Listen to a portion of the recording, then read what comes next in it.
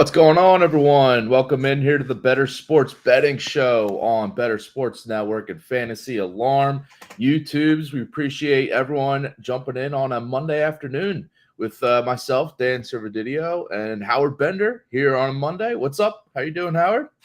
I'm doing all right, Servo. I'm doing all right. It's been a weird week 15 to say the least, but I'm looking to wrap it up with some good Monday night football picks tonight. Things we want to, things that we're hoping to see. I know it's your Philadelphia Eagles. Jalen Hurts, the flu game. What happens? There's so much to break down with that. I don't even know if you want to even begin there. You want to recap the week that we had on Sunday. Yeah, we'll quickly recap. We always got to take stock of how we did with our bets, how everyone else did with their bets. But yeah, I mean, first of all, go Birds for tonight, and the Green Birds, not the other Seahawk birds. We'll get to Monday Night Football. Yeah, we got plenty of picks and props and bets for Monday Night Football. If you got any of your own, throw them in the chat here on YouTube. Like and subscribe as well if you guys are watching on YouTube right now. But definitely throw in your bets or anything else you guys got going tonight in terms of picks. Let's start out with just reviewing Sunday's games, Saturday and Sunday, because we had both days and we both gave out picks for both games. You can see here's the scorecard. A lot more green on the Howard Bender side of things, but that's all right. My two tight end bets that I went with last week hit again this week, and it's gonna be hard for me not to run it back again next week with Tyler Conklin, Isaiah Likely both coming through. My game bets did not go as well. Packers and Cardinals let me down. They got the push on the Vikings. I'll take that. That was a game they probably should have won outright, but I'll take the push at least. Missed on the Derrick Henry. What the heck? I mean, this guy's track record against the Texans throughout the past 5 years, and he is basically just bottled up and not doing anything yesterday. So that was a bummer to see. But on your side of things, you nailed the Lions and the Saints, both as favorites, both covering. I said on that Friday show, I like both those picks, and that was a right call on both of those. So congrats there. We'll start there with your bets. What else went right, went wrong? Overall, I do want to say that you can see it here. My picks, it was 5-5. However, I did not turn a profit this week. That's the disappointing aspect. You got to understand that, my record is good and, whatever. And you're like, oh, okay, it wasn't a sub 500, but it lost money because, the bets that I won, the -110s, the -115s, even with the plus odds, the plus 120, even with that and whatever I got back, I did not, if you bet a single unit on each one of these things and you calculate the return, you do come slightly under. So it's definitely something to just kind of keep in mind when you're sitting there and you're putting in those bets. As the bets go, yeah, man, listen, we talked about, I think I brought up both games, the Saints and the Lions on the Wednesday show when we were talking about the spreads. I thought that the spread that in the Denver game, they were just trying to, hook everybody in with Denver on the road and getting 5.5 points. I think it ended up at 4.5. And then the Saints, just didn't want to put too much stock into Tommy DeVito and the Giants coming into New Orleans to take on the Saints, who are, still competing for this horrendous NFC South. So, lots going on with that. And then, listen, Logan where it went wrong. I mean, I hit a couple of pops and stuff like that. I mean, so that Rams Commanders game, I think we both just thought it would be higher scoring because I had the Stafford prop in that one. You had the over, you had the Logan Thomas props, and it was a 28-20 final, so just missed the over, but I think we both thought there would just be a little bit more offense on both sides. Yeah, they're definitely, and there were missed opportunities by both teams, actually. But I mean, I don't even know. Yeah, Logan Thomas, the only tight end during the entire 2023 season to not put up a season high total against the Rams. It made no sense to me whatsoever. He did. He got the offensive pass interference on the touchdown. He actually caught that. Thank you, Logan. But yeah, that was so, obviously, yeah. I mean, it was like you investing in Derrick Henry. You were like, yeah, look at alt lines, like, and I'm sitting there. I'm like, yes, Logan Thomas here. Logan Thomas. And there, Logan. And right. It just, it blew up. And, what are you going to do? What are you going to do? I mean, it's, that's why I'm looking ahead to tonight. I'm like, all right, let's talk about Eagles. I know. What to expect in that game. By the way, did you see Derrick Henry's stat line yesterday? I think the last time I looked at it was like 14 carries for 12 yards. Even worse, 16 carries for 9 yards. Yeah. What the heck? I don't even know how that's possible for a guy like Derrick Henry. It was crazy. And you know what? And you knew it was over also. I had Derrick Henry on a touchdown prop, like in a parlay. And when Will Levis was like, psych, and ran it himself. Yeah. I was like, that is it. That just I knew that I was done right after that. I knew it. And that was right there in the first quarter. And then the other side of that game, we had Devin Singletary running for 121 yards. That's the game I thought we'd get from Derrick Henry, but it was Singletary on their side. I guess let's just wipe it clean. Let's look to Monday night now, because I'd much rather talk about Monday Night Football, because this is a big a lot of news to get to here before we even give our picks here. But 3.5 is the spread right now. BetMGM for the Eagles favored here on the road. 45 is the total. Geno Smith looks like he is going to be out. I don't know if he's officially been ruled out, but he's been doubtful. It looks like we're going to get Drew Lock for the Seahawks starting. And then Jalen Hurts, he's got this flu. He's got the bug, and he's questionable. We don't yet know for sure if he's going to play. It looks like it's going to be a game-time decision to see if he actually is going to be, healthy enough to even go out there and start. So it might be Marcus Mariota versus Drew Lock tonight, but we'll see. Obviously, as an Eagles fan, I am hoping that the Hurts suits up here. But, with both of us trying to handicap this and give out picks for this game, what do you do with this news on both sides with the quarterback situations? I assume that Drew Lock is going to play. And you know what? Drew Lock started last week, at the last minute there. And so they played the game. So Seattle, to me, is less affected by this because they've got experience with Drew Lock. He's thrown to Metcalf and Lockett and JSN before, you have at least that one game. And that one game was against San Francisco. So that was a tough defense right there. Now it's Drew Lock and the Seattle offense going up against the Eagles defense that, is a great defense, but no Darius Slay, no Zach Cunningham, right? Now the question also is that if Jalen Hurts has the flu, how much of that is spread through the Eagles locker room? Are the Eagles going to even be at 100%?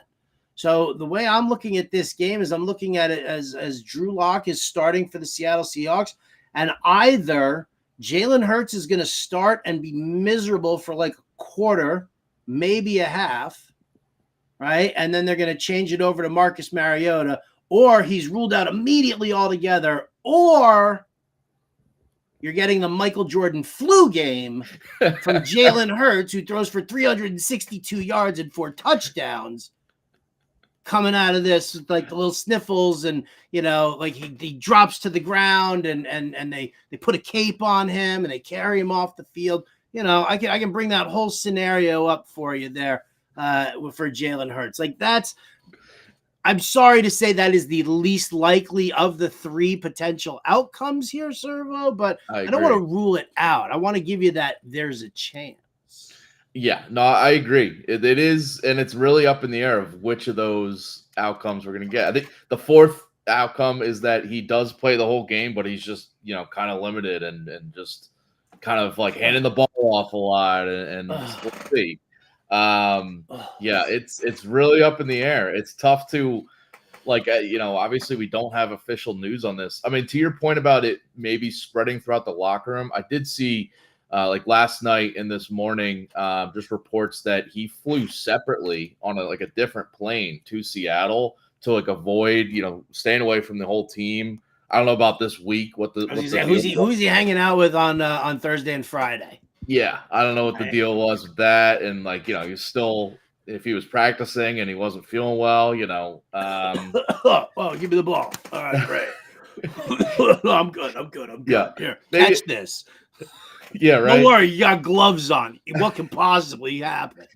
Everybody, bring out the hand sanitizer. Put the hand sanitizer into the whirlpool, right? Just bathe in it the entire time.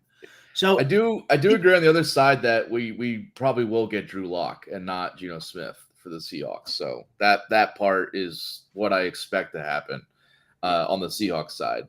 But anyway, for this game though, I mean it's an interesting, the Eagles losing 2 straight, and their defense, by the way, notable I think for this game. Matt Patricia is calling the defensive plays tonight for the Eagles. What did that happen? What happened to Sean Desai? He got demoted. He got demoted because the defense has been terrible. So we'll see how that goes. I have no idea what to expect from that. Maybe it's a good thing. Maybe they still are just bleeding on defense. So that's an interesting wrinkle in all this. Still have that same pencil behind his ear, right? Oh yeah, using the pencil to write in the laminated paper that he's got. This is not working. All right, hungry. So this game, let's get to some picks here. And again, if you got any of your own picks, throw them in the chat as we're going along. I think we're on opposite sides, unfortunately. For Shocker. This. So, let you go first because, I am the Eagles fan here, but I want to hear your take on why you're going where you are. You're talking about 2 backup quarterbacks likely, or half a Hurts. Take your pick. Like that's where my lean is as far as breaking down this game. So I don't. I think we're dealing with 2 backup QBs here. Both solid teams, solid offenses. Like I said, I think it tilts a little bit towards Seattle, just in the sense that they've got more work together. I'm just not a Marcus Mariota fan. I'm really not. So, we'll just kind of have to, see how he kind of, gels with A.J. Brown, Devonta Smith. Like, that's the thing. We've seen Jake Browning look good at times because he's got T. Higgins and Jamar Chase. So, can Marcus Mariota, let's not think about the Marcus Mariota we saw crapping it up in Atlanta. Let's talk about the one who's got A.J. Brown, Devonta Smith, and Dallas Goedert. So, I think that this is going to remain a competitive game, but you're dealing with 2 very flawed teams right now, not having their regular quarterback. So I think it stays close. And then because it stays close, I'm on I err on the side of getting the points, especially if you're going to give me that extra half point. So I'll take the Seahawks as a Monday night home dog, and I'll take them plus 3.5. I got it for minus 110 at BetMGM. And you're also on the under for this one, right? I am, again, because it's 2 offenses that are trying to figure themselves out or whatever.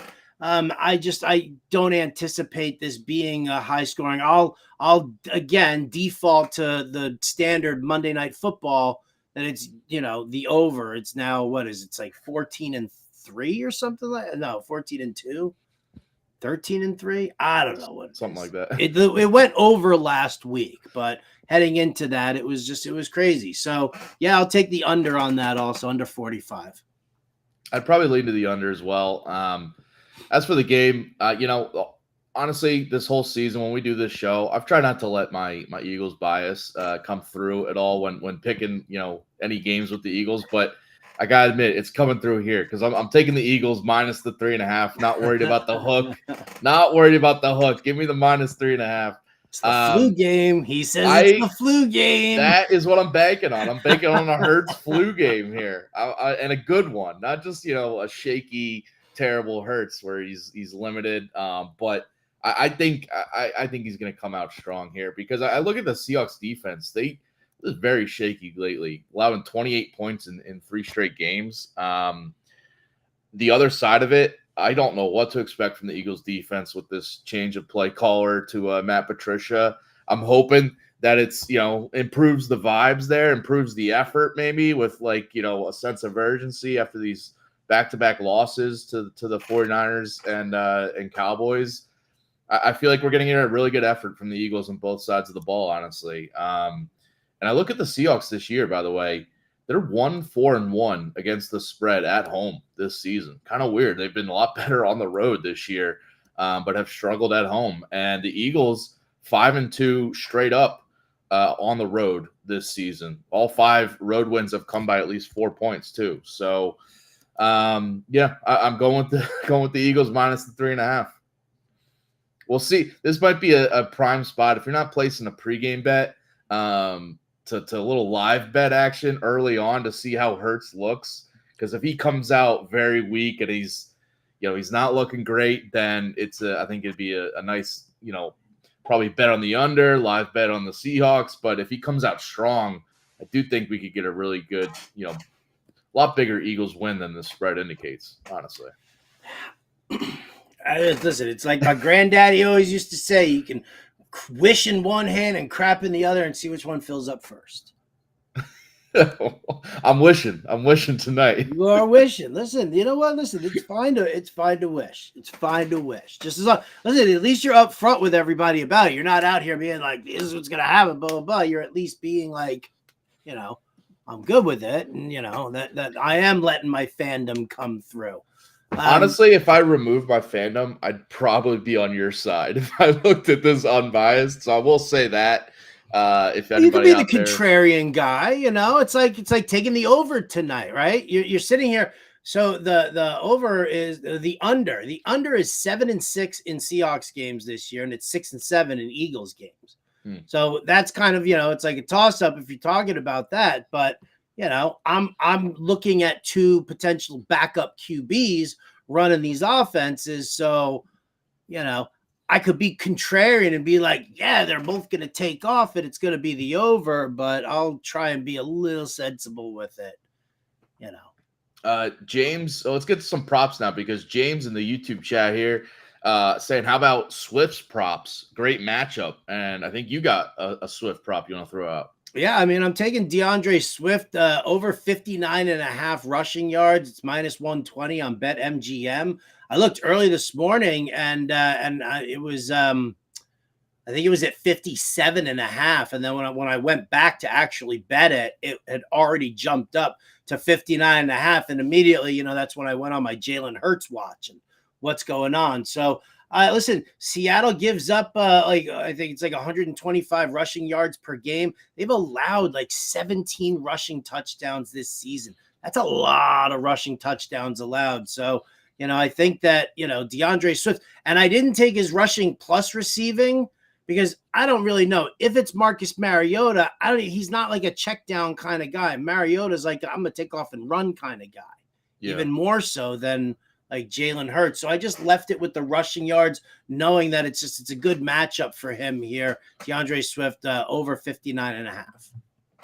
Yeah. And to your point, if we get a banged up, limited Hurts here with the flu, or if we get Mariota under center, it could just be a more run focused game plan from the Eagles offense where it's going to be a lot of Swift. So with you. And I like, the matchup for sure. Even if you take out the whole quarterback situation is a good one for the Eagles running backs. You know what? On the other side, on the Hurts side of things, give me the flu game, Jalen Hurts rushing yards prop here, over 32.5 rushing yards. Obviously there's definite risk in this if he's just, he doesn't have the lungs. He doesn't have the stamina to be running as much. But on the surface, I think this line is just too low because he has been at 28 or more rushing yards in 10 of 13 games this year. And the last 2 losses against the 49ers and Cowboys, he wasn't running it as much as he usually does this year, where he has like double-digit carries. But, the Eagles were trailing by multiple scores against both those losses. So he just wasn't running. I expect this game to be close. And if he is playing the full game, I think he's going over this. The Seahawks against running quarterbacks this year, Lamar Jackson at 60 rushing yards, Daniel Jones at 66, Josh Dobbs at 43, even Philip Walker at 27. So I think Hurts is going to fill right in that spot where he's going to be having some spots to run. And on the road, gonna look back to last year, because I always thought that on the road, in close games too, and like primetime games, he's one of those guys like Josh Allen, Mahomes tends to run a little bit more, but on the road especially, he averages 48 rushing yards per game over the last 2 years. Has been at least 35 rushing yards in 8 of 14 road games going back through last year. So I think that little tendency. Again, this is a spot we're going to see how he is early, but I think he could rip off a few runs. I just expect him to be running more. They're going to give him some IVs. He's going to be good to go for this one. I'll tell you what, if he gets into the end zone, if he tush pushes his way in, right, and he gets that touchdown, what he should do. So if you know anybody on the Eagles or in the Eagles organization, it's the perfect celebration, right?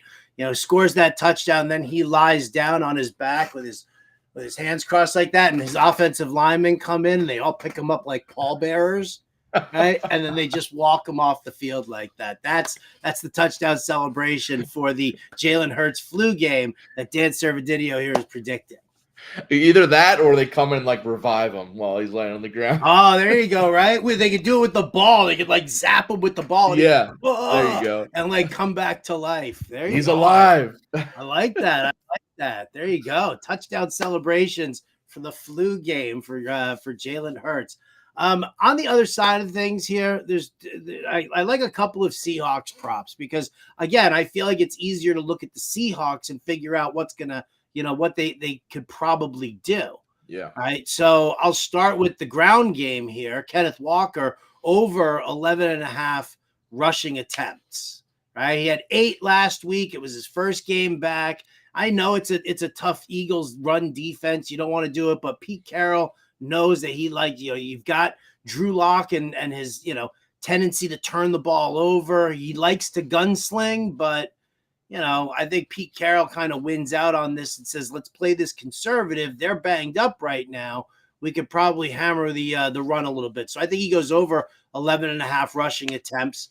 And then on the passing side of things here, Servo, DK Metcalf over 59.5 receiving yards because Drew Lock can't help himself but gunsling. And he's got to do it. And with no Darius Slay, I think the coverage is soft in the Eagles secondary as is, and now you're taking Slay off the table, makes it a little bit more of a, hey, Drew, go trust in DK there. If you're going to throw the football, send it to him. So that's where I think we end up there with Walker and Metcalf.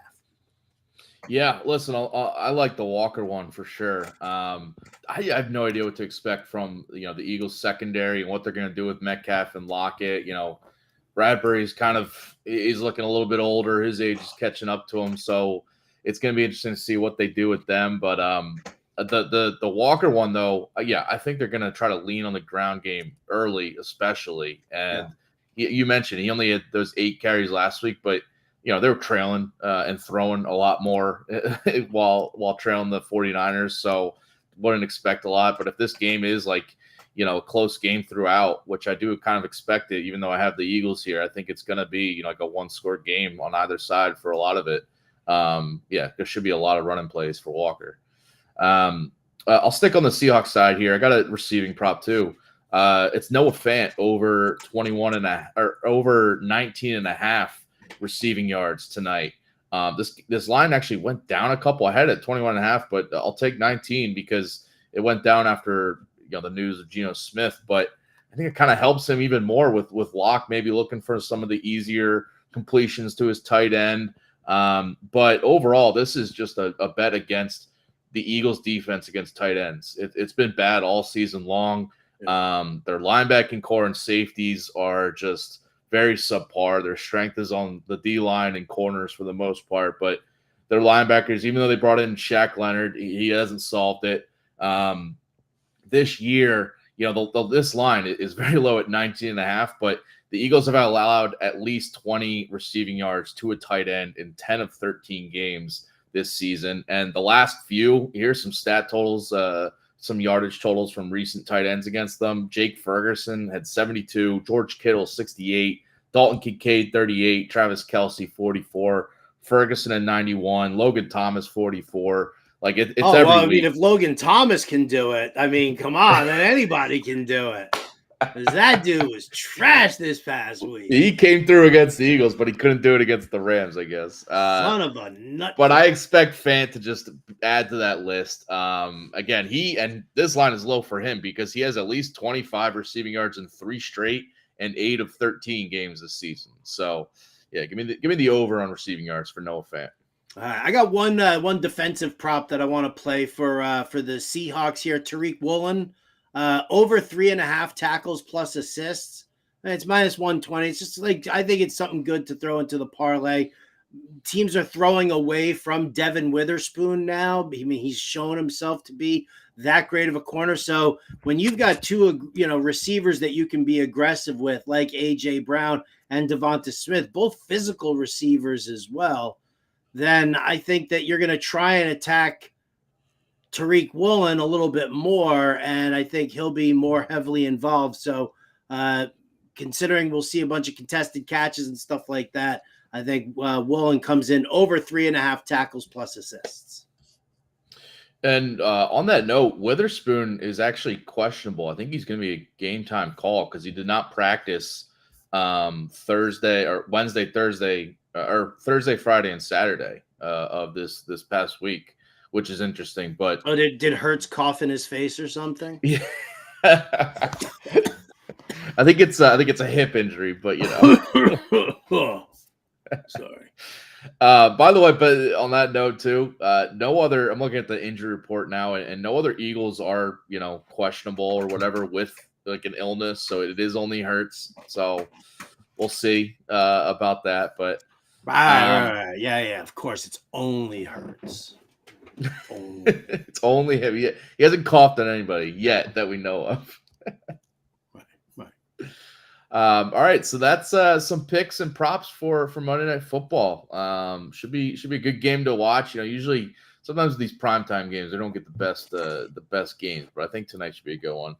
All right, I got one more before we wrap up here. I got a college basketball bet to give out to the people because not a great slate tonight, but I think this is a nice spot here. So UCF, Central Florida, at home against Maine tonight. Kind of a random game, but I think this is a good line for UCF to cover. So give me the Knights here. UCF minus the 15.5 on BetMGM.